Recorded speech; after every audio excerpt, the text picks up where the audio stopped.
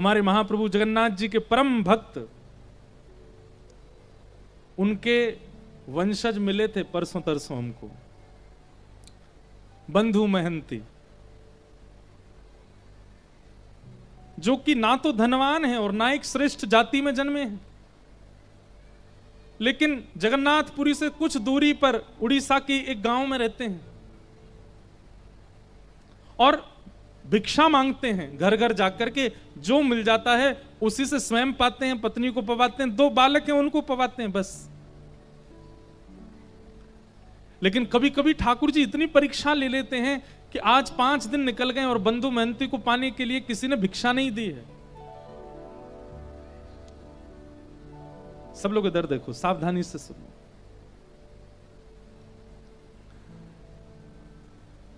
पत्नी व्याकुल है और पता क्या करते हैं, बंधु महंती का नियम है, भिक्षा लेकर के आते हैं घर घर से या बैठ जाते हैं रोड के किनारे, जो दे देता है उसको ला करके पत्नी बच्चे और स्वयं पा लेते हैं। और पवाने के पीछे शर्त रखते हैं, क्या? पाने के बाद नाम जप करोगे, ठाकुर जी का स्मरण करोगे, भजन करोगे, कीर्तन करोगे। करताल बजा करके अपनी पत्नी बच्चों के साथ कीर्तन करते हैं। 5 दिन हो गए, अन्न नहीं पाया तो पत्नी बोली, अब तो अन्न मिला नहीं तो फिर कीर्तन भी नहीं होगा। अन्न मिलेगा तो कीर्तन होगा ना, कुछ खाने को मिलेगा, पेट में जाएगा तभी तो स्वर निकलेगा, तभी तो ताल बजेगी, तभी तो नृत्य होगा, कीर्तन रुक जाएगा। अब बंधु महंती को इस बात की चिंता नहीं है कि अन्न नहीं मिल रहा, उसको इस बात की चिंता कीर्तन नहीं करेगी। सब जगह जाते हैं, चरणों में गिर गिर करके कहते हैं कि मुझे कुछ दे दीजिए, कुछ घर में बनेगा, ठाकुर जी को निवेदित करेंगे तो फिर कीर्तन नहीं रुकेगा। लेकिन आज ठाकुर जी ने ऐसी परीक्षा ली बंधु महंती जी की कि सप्ताह निकल गया और किसी ने कुछ नहीं दिया। बंधु महंती सोचते हैं क्या करूं, कीर्तन नहीं होता है, बच्चे भूखे रोते हैं, पत्नी कहती है कि अन्न मिले तो कीर्तन हो।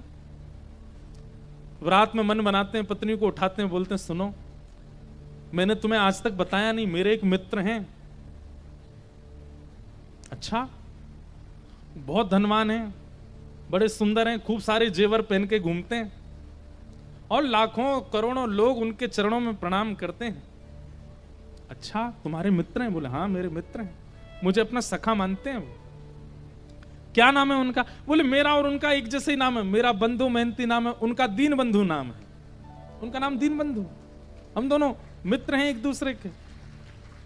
अच्छा, दीन बंधु नाम है, कहां रहते हैं वो? देवी, मेरा मन है कि मैं और तुम और बच्चे सब उनके पास चलें, वो हमें भोजन जरूर खिलाएंगे। भोजन का नाम सुनती पत्नी इतनी खुश हो गई जैसे पति आज के डेट में गए डायमंड देने को बोल दे या हीरे जवाहरात देने को बोल दे, खूब सारी ज्वेलरी। पत्नी भोजन देंगे? बोले भोजन, दाल देंगे, भात देंगे और साथ में छेना पोड़ा देंगे, आदि आदि सब देंगे। ये सब सुनकर के हम चले उनके पास, चलो बच्चे सो रहे हैं, मैं गोद में उठा लेती हूँ, चलते। देवी चल तो देंगे लेकिन थोड़ा समय लगेगा। कोई बात नहीं, सुबह तक तो पहुंच जाए। सुबह तक नहीं देवी, 5 दिन का समय लगेगा। पत्नी बोली 5 दिन? कहां रहते हैं? बोले एक नीलाचल धाम है जगन्नाथपुरी, वहां रहते हैं, मेरे दीन बंधु वहां रहते हैं।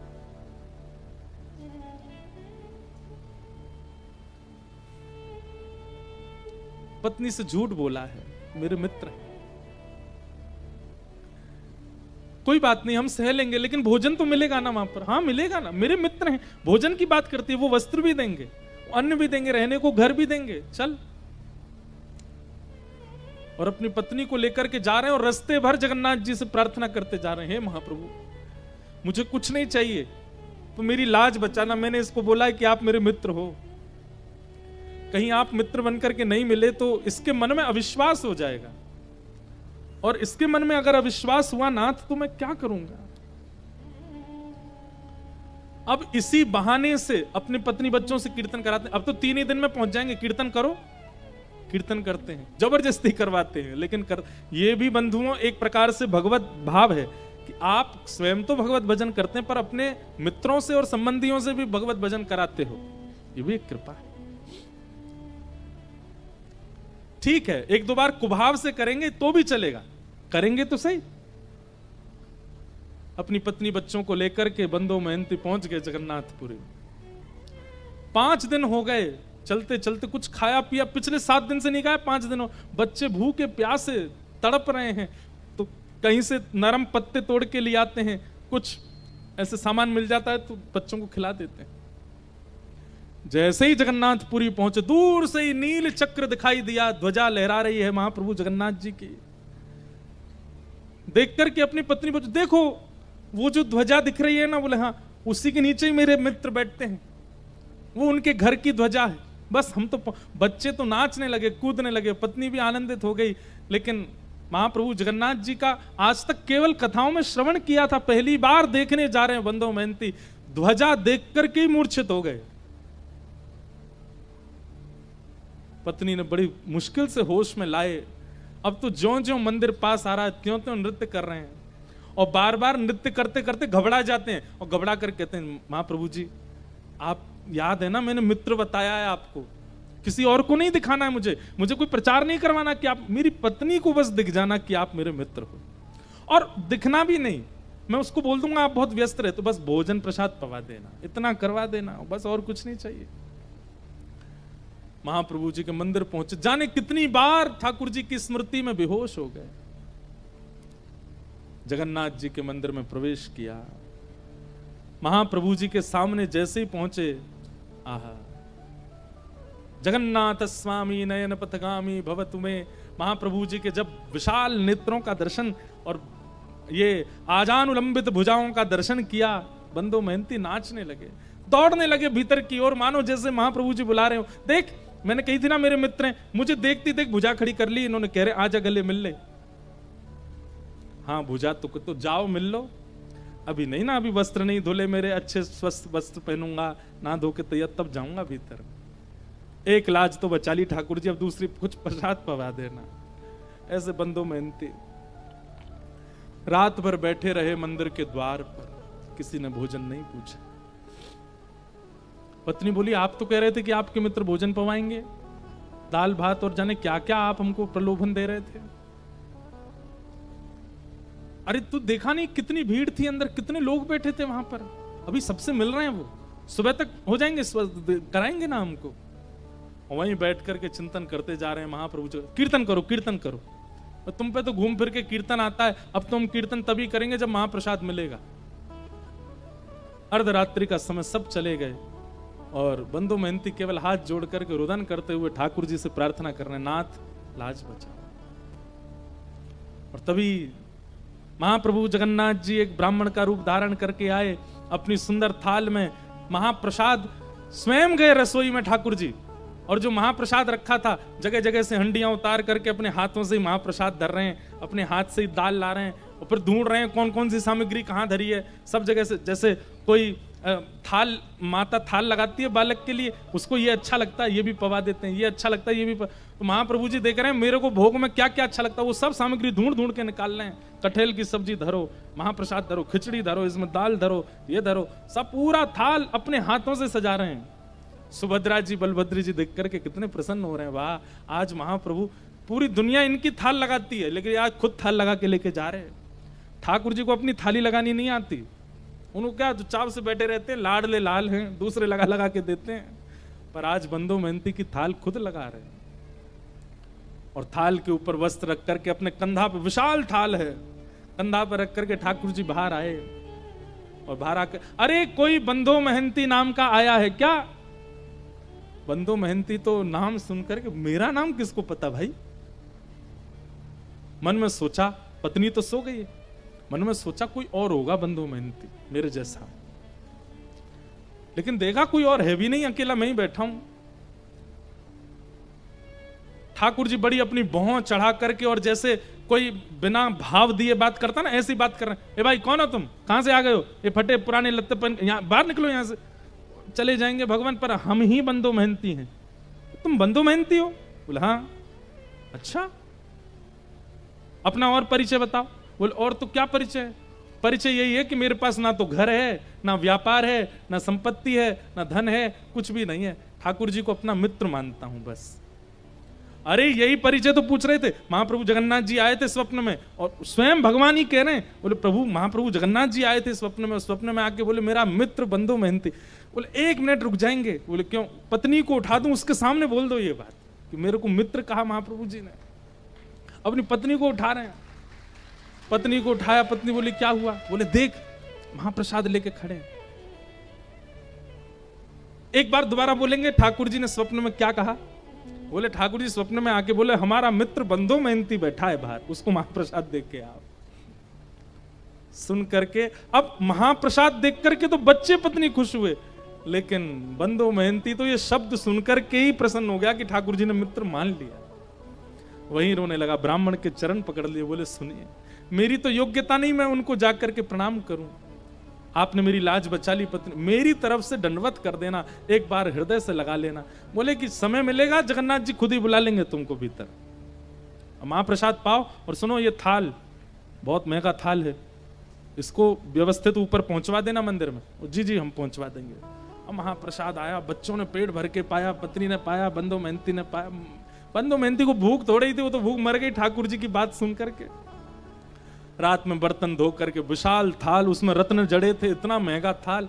अब वो तो पूरे घूम आए मंदिर के आसपास, कोई मिला नहीं। बोले थाल किसको दूं मैं? ठाकुर जी की लीला, ना द्वार पर कोई है, ना कहीं कोई स्थान है रखने का। और मन में सोच रहे मैं कहीं भी रख के चला जाऊं तो कोई ले गया तो, अपने पास छुपा करके थाल को धर लिया। सुबह होगी, द्वार खुलेंगे तो भीतर दे दूंगा पुजारी जी को।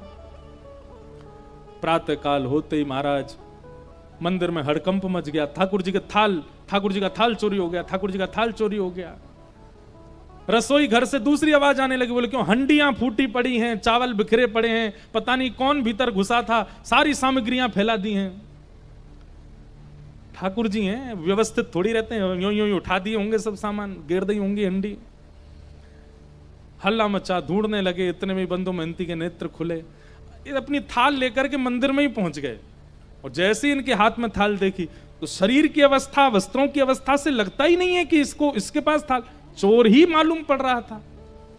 बिना पूछे बिना जाने ही मारपीट शुरू कर दी। और जैसी मारपीट होनी शुरू हुई, बंधु मेहनती तो वाह जगन्नाथ, जय हो जगन्नाथ, आहा जगन्नाथ, रात में तो छेना पोड़ा खिला रहे थे, रात में तो रसगुल्ला खिला, सुबह लात घुसा पड़वा रहे हो, वाह जगन्नाथ तेरी लीला बड़ी अद्भुत है। पत्नी आकर इनको मत मारिए, ये जगन्नाथ जी के मित्र। बोले अच्छा जगन्नाथ जी का मित्र, इसको बताते हम। अरे रात में जगन्नाथ जी ही दे करके गए। हाँ जगन्नाथ जी पर और तो कोई काम ही नहीं, इसको देने जाएंगे, इस पर पहनने के लिए वस्त्र तो अच्छे नहीं है, महाप्रभु जगन्नाथ इसको महाप्रसाद पवाएंगे।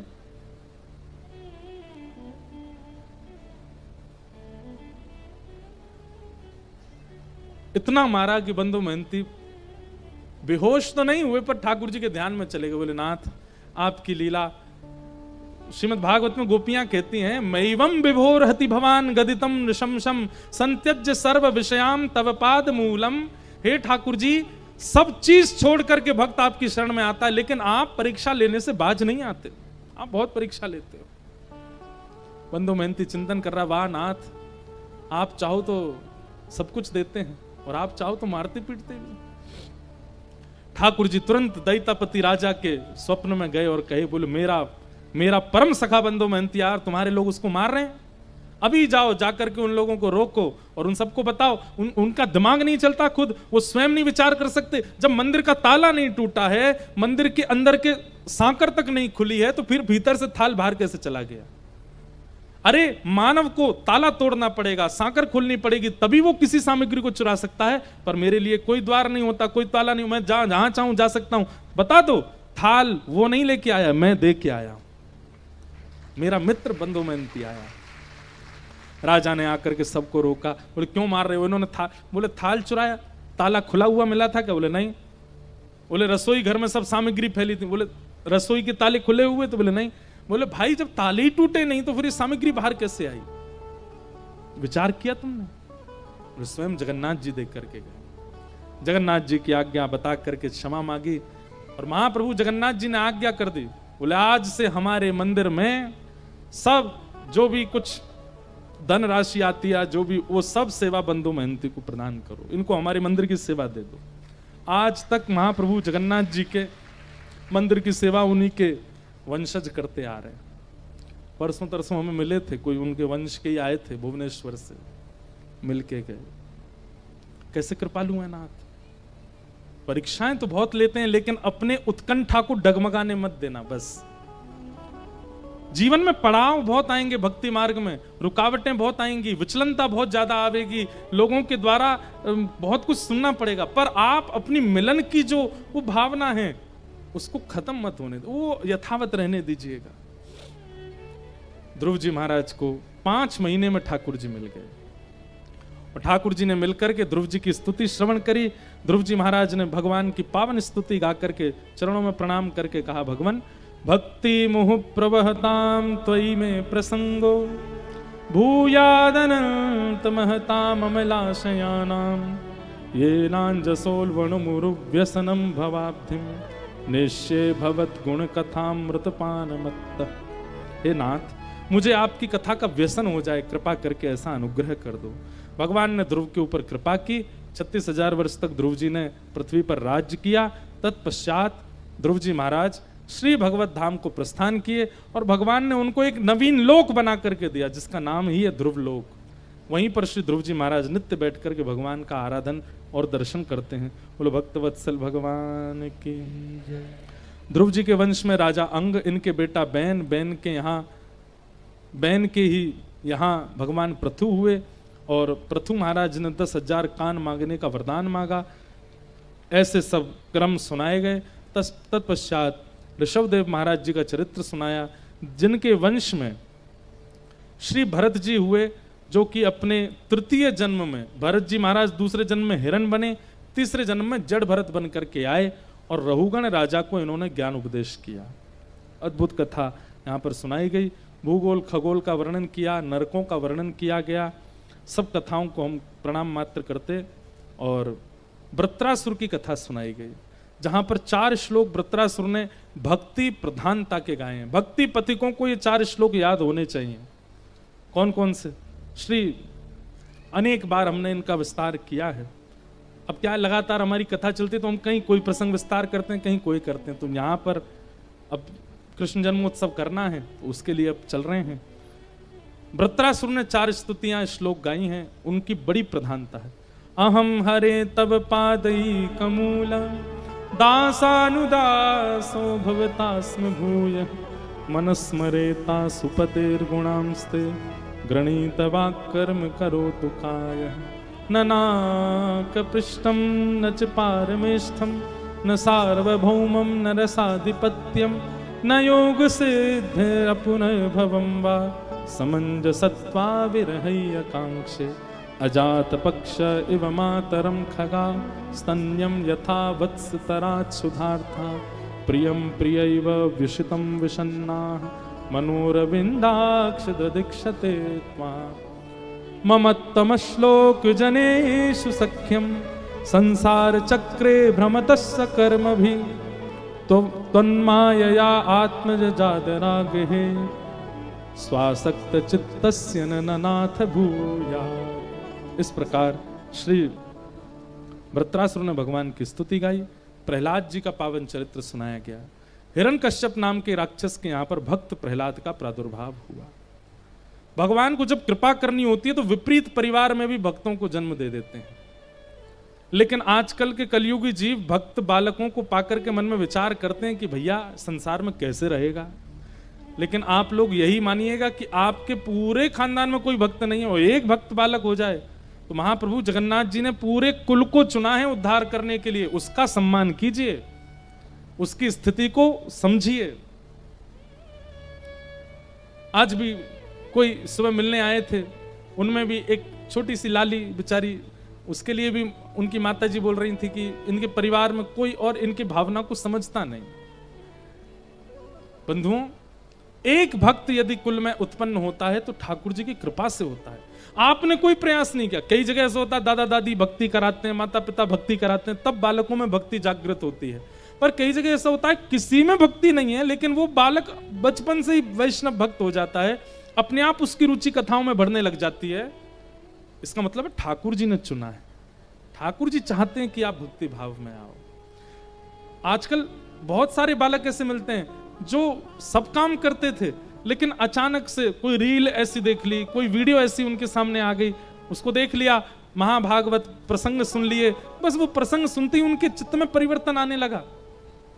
जिनका मैं बात बता, बंधु महंती के जो परिवार के परसों हमें मिले, वो भी बता रहे थे, बोल महाराज जी हम सब कुछ चलता था जीवन में, परिवार में, लेकिन 2 वर्ष पहले कोई ऐसी क्लिप देख ली, ऐसा भाव सुन लिया कि बस तब से सब छोड़ दिया।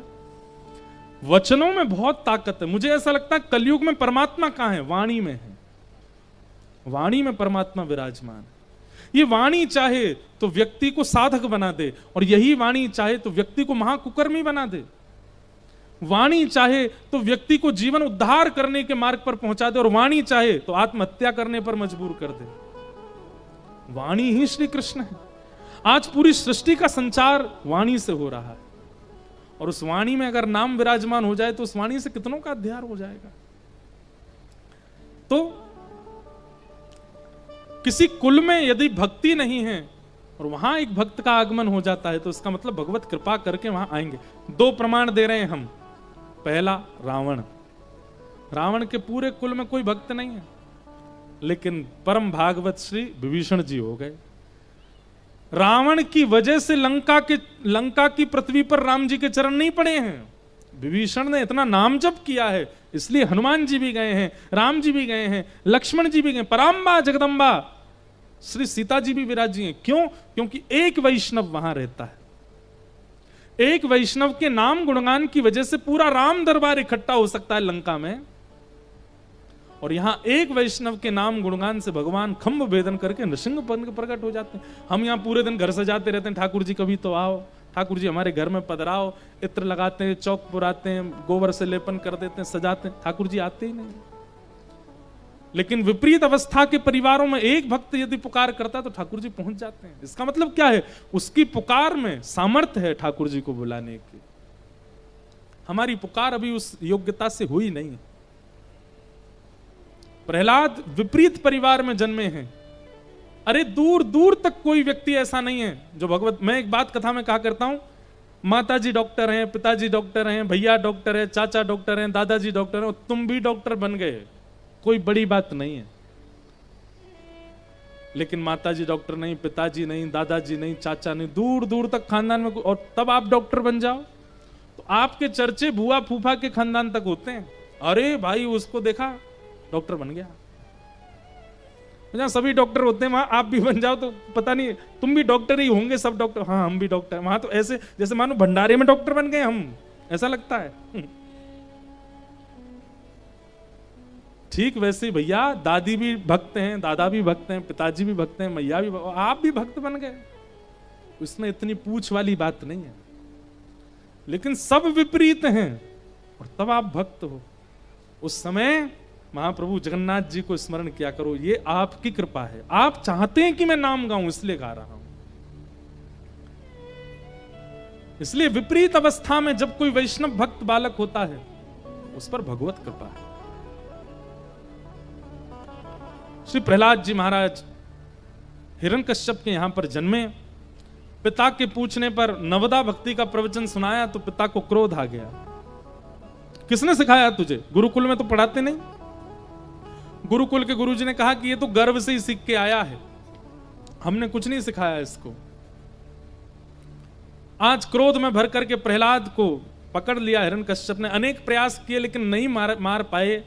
तब अंत में कहा, बोले पहले तेरा हरि मरेगा फिर तू मरेगा, बता तेरा हरि कहां है? प्रहलाद जी महाराज बोले, पिताजी कहां नहीं है, सब जगह, कण कण में उनका निवास है। खंबायु अग्निम सलिलम महिम च ज्योतिम से सत्वानि दिशो द्रुमादीन सरित समुद्रांश हरे शरीरम यत्किंच भूतम प्रणमेत अनन्यम। यदि आप लोग जगन्नाथपुरी जाते हैं तो हमारी कही एक बात मानिएगा, महाप्रभु जगन्नाथ जी का दर्शन करो, विमला देवी का दर्शन करो, गोपीनाथ जी का दर्शन करो, लक्ष्मी मैया का दर्शन करो, और महाप्रभु जी के मंदिर के ठीक पीछे जहां एकादशी जी हैं वहीं ऊपर नृसिंह भगवान भी हैं, उनका भी दर्शन किया करो। दक्षिण द्वार के पास जगन्नाथ जी के दर्शन का इतना प्रभाव है। वो क्रूर रूप में क्यों रहते हैं, ऐसे विशाल विकराल रूप में क्यों रहते हैं? ताकि हमारे भीतर प्रकट हुए आर्त, हमारे भीतर प्रकट हुए जो कुभाव हैं उनका नाश कर सकें। एक क्रोधी का जीवन में होना आवश्यक है। क्षमा कीजिएगा, जिस व्यक्ति के ऊपर कोई शासन करने वाला नहीं होता ना, स्वच्छंद होता है, वो बहुत जल्दी बिगड़ जाता है।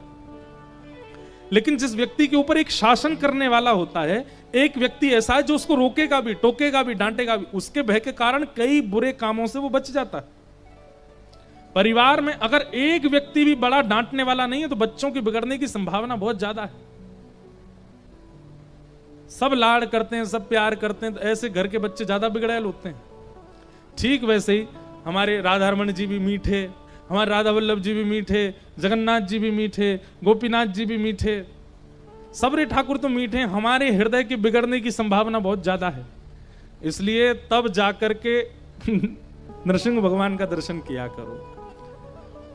इनको देख करके तो हमारा मन सोच लेता है, ठाकुर जी एक बार पी लूं थोड़ी सी, आप तो परमात्मा हैं, आप तो बड़े प्यारे ठाकुर, मुझे क्षमा कर देंगे। एक बार थोड़ा सा कुछ खा लूं, एक बार मित्रों के साथ ऐसा कर लूं, क्या एक ही बार तो कर रहा हूं। लेकिन जब नृसिंह भगवान सामने आते हैं तब हमारा मन कहता नहीं भगवान नहीं करूंगा, आप जैसा कहेंगे वैसा। वो शासन के देवता हैं, हमारे मन को भयभीत कराते हैं। इसलिए नृसिंह भगवान का दर्शन जगन्नाथ किए हैं आप लोगों ने। दक्षिण द्वार जैसे बिल्कुल मंदिर में जगन्नाथ जी जहां उसके बिल्कुल पीछे ऊपर सीढ़ी चढ़ के जाओ तो वहां नृसिंह भगवान विराज रहे हैं, उनका दर्शन किया करो। उनका दर्शन मन की एकाग्रता के लिए और मन के कुभाव की तरफ ना भागने के लिए बहुत आवश्यक है। इसलिए जब भी मन में कुभाव उत्पन्न होता है उस समय नृसिंह भगवान का स्तवन करना चाहिए। हे नृसिंह भगवान, मेरे मन को देख लीजिए नाथ, ये मुझे ले जा रहा है उस मार्ग की ओर। नृसिंह भगवान देख लेंगे फिर मन को। आज हिरण्यकश्यप ने कहा कहां है तेरा परमात्मा? बोले सब जगह है, इस खंबे में। बोले हाँ। जैसे ही मुष्टिक प्रहार किया, खंभ भेदन करके भगवान नृसिंह प्रकट हो गए। सत्यम विधातुम निज भृत्य भाषितम व्याप्तिम च भूते स्वखिलेषु चात्मनः अदृश्यतात्यद्भुत रूपमद्वहं स्तंभे सभायान मृगम न मानुषम। भगवान नृसिंह प्रकट हुए, हिरण्यकश्यप के साथ युद्ध करते हुए उसका वध कर दिया। प्रहलाद जी महाराज की स्तुति सुनकर के भगवान बड़े प्रसन्न हुए और प्रहलाद जी को हृदय से लगा करके भक्ति आशीष दे करके भगवान प्रस्थान कर गए। बोलो भक्तवत्सल भगवान की जय। वामन अवतार का प्रसंग सुनाया गया, गजेंद्र मोक्ष की लीला सुनाई गई। बहुत कथाएं हैं भागवत में। हमको तो लगता है 7 दिन 4 घंटे बहुत कम है प्रसंग सुनने के लिए। तो बहुत स्वच्छंद समय मिले तो बहुत आनंद, पर सीमित है, इसलिए जितना श्रवण में आ जाता है उतना आनंददायी है। सूर्यवंश के राजाओं की कथा सुनाई गई। उन्हीं सूर्यवंश में भगवान श्री राम का प्रादुर्भाव हुआ। बोलो राजा रामचंद्र भगवान की जय। प्रभु श्री राम को एक श्लोकी रामायण से प्रणाम कर लेते हैं। गुरुवर थे त्यक्त राज्यो व्यचर धनुवनम पद्म पद्भ्याम प्रियाया पाणिस्पर्शा क्षमाभ्याम व्रजत पथरुजो यो हरेन्द्रानुजाभ्याम वैरूप्या शूर्पणख्या प्रिय विरहरुषारोपित भ्रूविजम्भ तस्ताब्धिर्बद्ध सेतु खलदवदहन कौशलेन्द्रो वतान। राजा रामचंद्र भगवान की। ऐसे प्रभु श्री राम के सुंदर प्रसंग सुनाए गए। और अब चंद्रवंश के राजाओं का प्रसंग सुनाते हुए भगवान श्री कृष्ण के प्रादुर्भाव की लीला सुनाई। चंद्रवंश में अनेक राजा हुए। सब राजाओं की कथा सुनाते हुए 10वें स्कंद में जैसे ही श्री शुकाचार्य जी प्रवेश करते हैं, 2 श्लोकों में संपूर्ण कृष्ण लीला सुनाकर के विश्राम कर देते हैं कथा। मथुरा में जन्म हुआ, गोकुल में लीला करी, वृंदावन में उत्सव मनाए, कालियानाग का वध करके भगवान स्वधाम को प्रस्थान, भगवान मथुरा आए, कंस वध करके महाभारत युद्ध कराया, द्वारिका में स्थापन किया, 16,108 ब्याह आदि ये सब लीलाएं सुना करके भगवान स्वधाम चले गए। इस प्रकार से संपूर्ण कृष्ण लीला सुनाकर के जब श्री शुकाचार्य जी विश्राम लिए, परीक्षित ने चरणों में प्रणाम किया। बोले भगवान, आपने क्या कर दिया? पूरी कृष्ण लीला आपने ऐसे झटपट सुना दी। बोले यही कृष्ण लीला है? बोले नहीं भगवान, मुझे ऐसे नहीं सुननी है। कथितो वंश विस्तारो भवता सोम सूर्यो राज्ञां चोभयवंशाना चरितम परमाद्भुतम। आप कृपा करके ठाकुर जी की पूरी लीला का विस्तार से वर्णन करो, मैं सुनना चाहता हूं। शुकाचार्य जी महाराज बोले, परीक्षित तुम 4 दिन से एक ही आसन पर बैठे हो, सोए नहीं हो, कुछ खाया नहीं है, पिया नहीं है, एक ही आसन में बैठे हो, थोड़ा विश्राम कर लो फिर सुना देंगे। बोले नहीं भगवान, अब मुझे विश्राम की इच्छा नहीं है। नई शाति दुस्सहा शुन्माम तत्योदम पिबाधते पिबंतम त्वन्मुखाम भोज च्युतम हरि कथामृतम। नाथ, आपके मुख रूपी कमल से ये जो भगवान की सुंदर कथा निर्झरित हो रही है, इसके श्रवण के बाद मुझे शयन की इच्छा नहीं है। आप प्रार्थना करता हूं कृपा करके मुझे विस्तार से कृष्ण लीला सुनाइए। शुकाचार्य जी महाराज कहते हैं, जब ऐसी उत्कंठा कृष्ण लीला सुनने की होती है तभी कृष्ण कथा सुनानी चाहिए। अगर ऐसी उत्कंठा नहीं है, ऐसी प्यास नहीं है, तो फिर कृष्ण लीला का कोई भाव नहीं। राजन, तुम्हारी उत्कंठा को मैं परखना चाह रहा था, मैं देखना चाह रहा था तुम कितने व्याकुल हो कृष्ण लीला सुनने के लिए, और तुम्हारी व्याकुलता बता रही है कि तुम ब्रज में प्रवेश करने के लायक हो। ब्रज घूमने का विषय नहीं है, ब्रज डोलवे का विषय नहीं है। ब्रज में ऐसे ही डोले आए, चाट भल्ला खाया है, लस्सी पियाए, इसके लिए ब्रज नहीं है। ब्रज में तो ऐसे प्रवेश किया जाता है जहां निद्रा की इच्छा ना हो, जहां बहुव्यंजन पाने की इच्छा ना हो। क्षमा कीजिएगा, आप राहुल किला से निकलते हैं और मन में भाव आता है वृंदावन जाएंगे, बिहारी जी का दर्शन करेंगे, बाहर चाट वाले बैठे होंगे उनसे चाट खाएंगे। मतलब जीव को नहीं कराओगे आप उनका आस्वादन, जीव के लिए कुछ और है। वृंदावन में सुंदर सुंदर पोशाक मिलती है, ठाकुर जी के लिए लेंगे, हम अपने लिए भी लेके, मतलब आप अपने शरीर को किसी अन्य वस्त्र का आस्वादन कराएंगे, ठाकुर जी का नहीं कराएंगे। अरे ब्रजरज में लोट करूं पवित्र या तनकू में, ऐसी भावना। मेरे प्रत्येक रों को श्री कृष्ण प्राप्त हो, केवल नेत्रों को नहीं, मेरी हर इंद्रिय कृष्ण को प्राप्त करे, इसलिए मैं वृंदावन जा रहा हूं। ऐसी व्याकुलता के साथ जब वृंदावन प्रवेश होता है तब असली वृंदावन का दर्शन होता है। आप केवल नेत्रों को दिखाने के लिए जाते हैं, स्वयं को उपस्थिति कराने के लिए वृंदावन जाते हैं तो केवल नेत्रों को दर्शन होता है। लेकिन जब रोम रोम को कृष्ण आस्वादन कराने के लिए जाते हैं तो वृंदावन के कण कण में श्री कृष्ण का अनुभव होता है, वृंदावन के वृक्ष तल वल्लरियों में श्री कृष्ण का अनुभव होता है।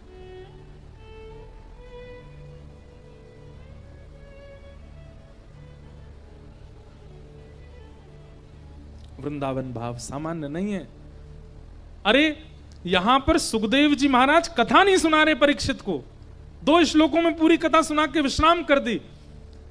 तब परीक्षित कहता है कि मुझे सोना नहीं है, मुझे खाना नहीं है, मुझे पीना नहीं है, मुझे केवल कृष्ण को सुनना है। जब ऐसी तब कहता, हाँ अब तुम ब्रज की लीला सुनोगे, क्योंकि तुम्हारी स्थिति मन की उस भाव में आ चुकी है कि तुम ब्रज में जाओ।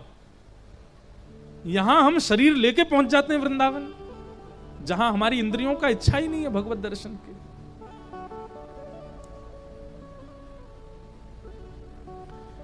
अब वृंदावन में प्रवेश तो कर ही रहे हैं, कल से वृंदावन के भाव ही सुनने को मिलेंगे।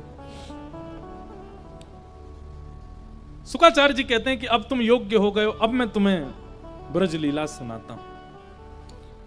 वसुदेव गृहे साक्षात भगवान पुरुष परः जनिष्यते तत्प्रियार्थम सभवन्तु सुरस्त्रियः।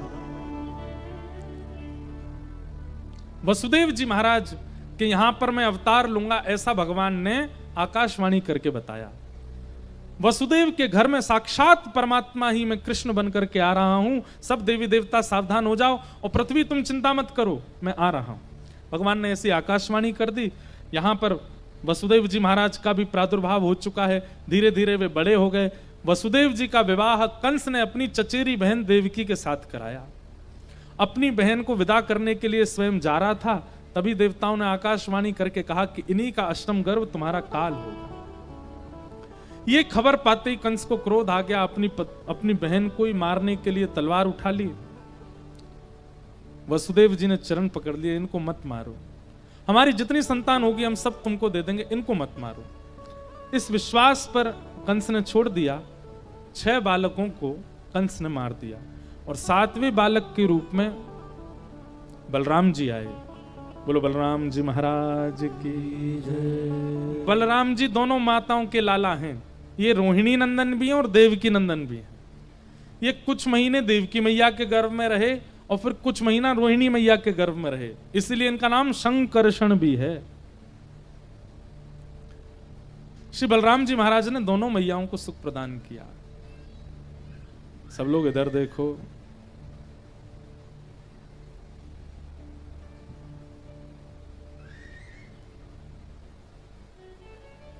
तो किसी की बेचारे भैया की कुर्सी पलट गई पीछे, लगी तो नहीं आपको?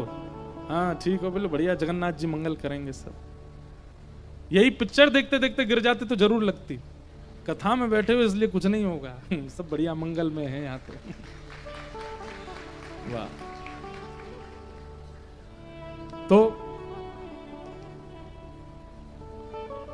बलराम जी का प्रादुर्भाव हुआ, कुछ महीने मां देवकी के गर्भ में रहे, लेकिन भगवान को चिंता हो गई। ठाकुर जी बोले भैया अगर बलराम जी हमसे पहले पहुंच गए पृथ्वी पर और मथुरा में इनका जन्म हो गया तो ये हमसे पहले ही कंस को मार देंगे, और कंस की मृत्यु तो हमारे हाथों है। इसलिए योग माया को आज्ञा देकर के कहा कि आप इनको रोहिणी मैया के गर्भ में पहुंचा दो, क्योंकि पहले तो ये छोटे भैया बन के आए थे, हमारे लक्ष्मण जी बन के आए थे, तब तो ये हमारी आज्ञा मानते, अब तो ये बड़े भैया बन के आए हैं, अभी हमारी बिल्कुल नहीं। और इसके पीछे भी कारण है। 14 वर्ष तक लक्ष्मण जी सोए नहीं वनवास के समय। तो राम जी ने जब वापस आ गए वनवास से तो एक दिन बोले ये 14 वर्ष तक इन्होंने हमारी बड़ी सेवा की है लक्ष्मण जी ने। तो एक दिन राम जी गए लक्ष्मण जी को लेकर वन में और सरजू जी के तट पर बैठ गए और लक्ष्मण इधर आओ, यहां पर सिर रखो अपना। अब बड़े भैया हैं, आज्ञा मानते हैं। वो भैया आप क्या करेंगे? बोले सुलाएंगे हम तुमको, हम तुम्हारी सेवा करेंगे, लेटो। लक्ष्मण जी बोले अच्छा नहीं, आप मेरे स्वामी, आप मेरी। बोले चुपचाप, बड़े भैया हम तुम्हारी बात मानो। लक्ष्मण जी लेट गए। अब राम जी उनका कभी सिर सहलाते हैं, कभी हाथ दबाते हैं, कभी हथेली दबाते हैं, और हथेली दबाते दबाते राम जी ने नीचे किसके यहाँ थोड़ी जंघा दबाने लगे, घुटने दबाने लगे। लक्ष्मण जी उठ के बैठ जा, भैया ऐसे मत करो, चुपचाप लेटे रहो, हम बड़े भैया है ना तुम्हारे। लक्ष्मण जी बोले बड़े भैया की बड़ी धौंस चल रही है आपकी, रुक जाओ, द्वापर आने दो, मैं बन के आऊंगा बड़ा, फिर बताऊंगा आपको। तो ठाकुर जी पहले से ही डरे हुए हैं कि अब की बार ये बड़े बन के आ रहे हैं, ये पूरा पूरा अधिकार, एक बार की सेवा का ये पूरे जन्म तक अधिकार निभाएंगे, और निभाया भी है। बलराम जी की लीला अद्भुत है। सब लोग इधर देखो, क्या बता रहा था? हाँ, तो बलराम जी से ठाकुर जी थोड़े डरते हैं, इसीलिए सुभद्रा जी बीच में खड़ी कर रखी हैं। कभी दोनों में लड़ाई हो जाए तो बीच में एक आ जाती है, नहीं लड़ो, अभी कुछ मत कहो। अद्भुत लीला है ठाकुर जी की। फिर कहते हैं कि बलराम जी का जब बड़े बन करके आए तो एक दिन ठाकुर जी गैया चराते, सोई बलराम जी पहुंच गए वन में।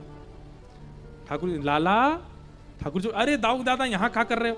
कछुना लाला ऐसे ही आ गए हो, तू क्या कर रहे हो? कछुना गैया चरा रहा हूं। अच्छा लाला इतको आई हो? ठाकुर जी गए पास में, आ जा, गले में हाथ धर के ले गए, एक वृक्ष के नीचे बैठ गए, बोले लाला आ जा, यहाँ पे सिर धर ले। ठाकुर जी समझ गए, बोले कि अब ये सेवा करेंगे हमारी, और लेट गए। ठाकुर जी खूब हाथ दबाए, खूब चरण दबाए, खूब सिर दबाए और खूब मालिश करी महाराज ठाकुर जी की।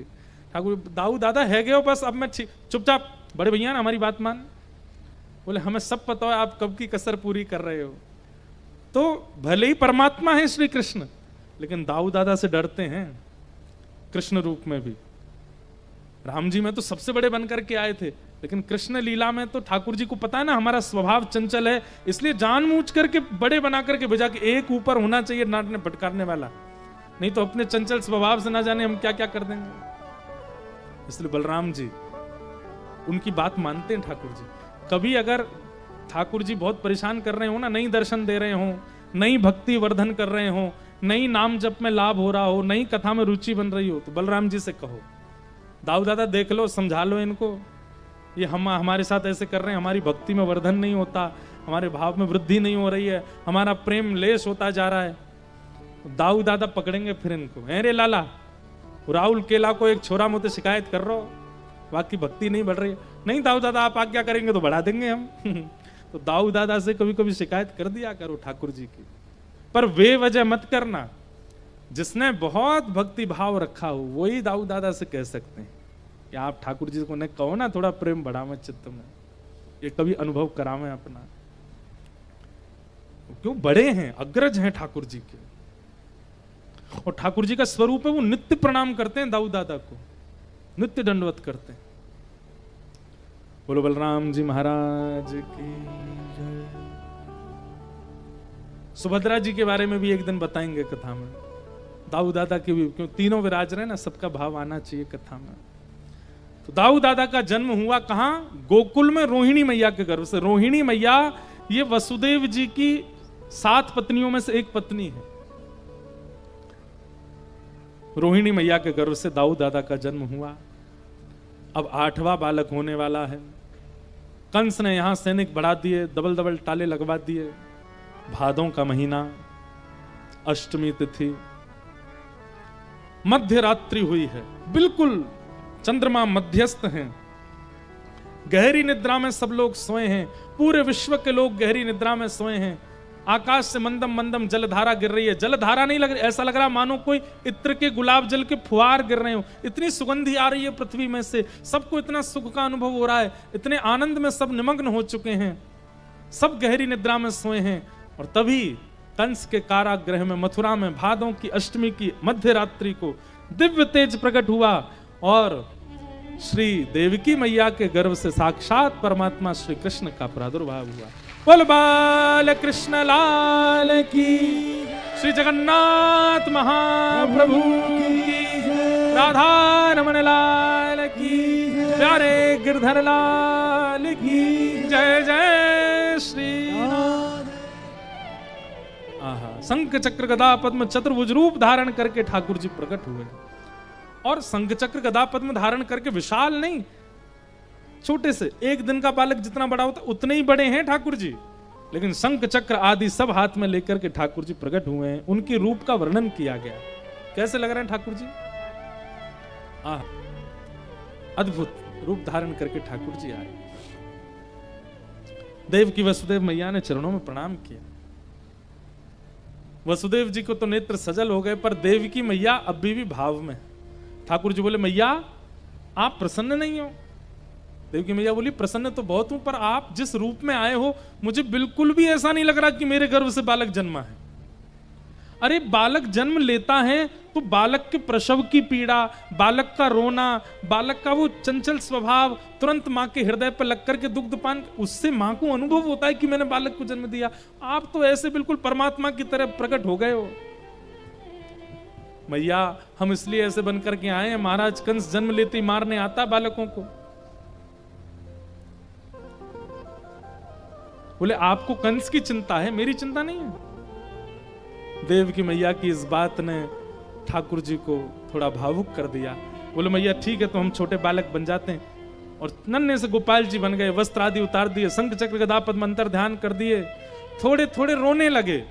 तब देव की मैया ने अपने वक्ष पर लगा करके ठाकुर जी को पयोधर का पान कराया। भैया तानपुरा बदल लो। हाँ। वसुदेव जी को ठाकुर जी ने आज्ञा की पिताजी अब एक काम आपको करना है। बोले क्या? हमको ले जाकर के आप गोकुल छोड़े आइए और गोकुल में नंद यशोदा की यहाँ एक लाली जन्मी है, वाकू ला करके महाराज कंस को दे दो। हम 11 वर्ष 56 दिन कुछ ब्रज में लीला करेंगे और लीला करके फिर आएंगे। 11 वर्ष की बात है, उसके बाद आकर के महाराज कंस को हम देख लेंगे और तब फिर पूरे जीवन आपके साथ रहेंगे। बस 11 वर्ष का और त्याग करना पड़ेगा आपको। देव की मैया बड़ी भावुक हो गई, जन्म लेते ही बालक दूर हो रहा है। लेकिन ठाकुर जी ने कहा मैया आप चिंता मत करो, उसके बाद कितने 100 वर्ष तक हम पृथ्वी पर रहेंगे, आपके साथ ही रहेंगे, बस 11 वर्ष के लिए थोड़ा त्याग करना पड़ेगा। पिताजी माताजी मान गए। जैसे ही ठाकुर जी को गोद में लिया, हथकड़ियां खुल गई, बेड़ियां खुल गई, सारे दरबान सोए हैं, चट्ट चट्ट सारे ताले खुल गए। एक डलिया में लेकर के श्री वसुदेव जी महाराज ठाकुर जी को लेकर के गोकुल की ओर जा रहे हैं। आहा, मंदम मंदम जलधारा गिर रही है। यमुना जी के तट पर जैसे ही पहुंचे, यमुना जी ने मार्ग प्रदान कर दिया और ठाकुर जी को लेकर के श्री वसुदेव जी महाराज गोकुल पहुंचे। नंद रानी यशोदा मैया सोई हैं और यशोदा मैया के बगल में एक नेक्सी सी लाली सोई है। वसुदेव जी ने जाकर के अपनो लाला वहां पधराई दियो और लाली को लेकर के वापस मथुरा आ गए। और मथुरा आकर के महाराज कंस ने उस बालिका को जैसे पटका, अष्टभुजी देवी काली बन गई, देवी प्रकट हो गई और बोली, मुझ जैसे निरपराध बालकों को मारते हो कंस, तुम जिस शत्रु से बचना चाह रहे हो उसने तो जन्म ले लिया। कहां जन्म लिया? बोले ब्रज में लिया।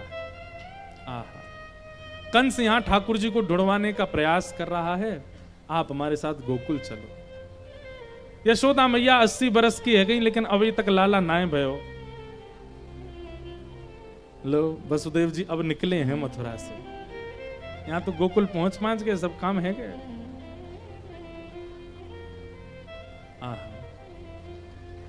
बोलो नंदा सुनंदा, ये दो ननद हैं, देखो कैसे माइक पे ही लद गए हैं पूरे। नंदा सुनंदा ये दो भुआ हैं ठाकुर जी की।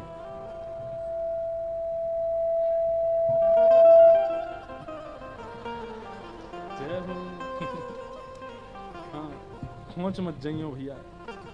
नंदा सुनंदा ये दोनों गई, नंदरानी यशोदा के बगल में नीलमणि जैसो लाला सोया है और जैसे ही चदरिया हटाए करके देखी, है गया है गया है गया है गया है गया है गया है गया है गया है गया है गया है गया। अब तो पूरे ब्रजमंडल में यही चिल्ला रही है गया है गया है गया है गया। ब्रजवासी कह रहे कहा भयो? बोले अब तो है गयो। बोले भयो कहा? बस है गयो। नंद बाबा ने पूछी, अरे नंदा सुनंदा तू सब जगह चिल्ला रही है गयो, भयो कहा? नंदा सुनंदा के नेत्र सजल है गए, नंद बाबा को अपने अंक में भर लियो। बोले बाबा आपके घर नीलमणि जैसा, एक साथ बोलना है, आपके घर नीलमणि जैसा लाला भयो है। और जैसे ही सुनी लाला भयो, नंद बाबा बोले अरे सच में लाला भयो है? बोले नीलमणि जैसा। अरे रुक जा, जय जगन्नाथ, नीलमणि जैसा लाला भयो है, रुक जा, हाथ बांधो। अभी आप प्रकट हुए, अभी से हाथ पांव चलने हैं आपके हैं। नीलमणि जैसो लाला भयो है, पीलो चंदन लगायो, जमुना जी में कूद करके स्नान कियो और महाराज बढ़िया पीले पीले वस्त्र पहन करके नंद बाबा ने खूब सुंदर उत्सव मनायो। पूरे ब्रजमंडल में हवा की तरह बात फैल गई और जो सुन रहे हो वही कह रहे हो बधाई हो।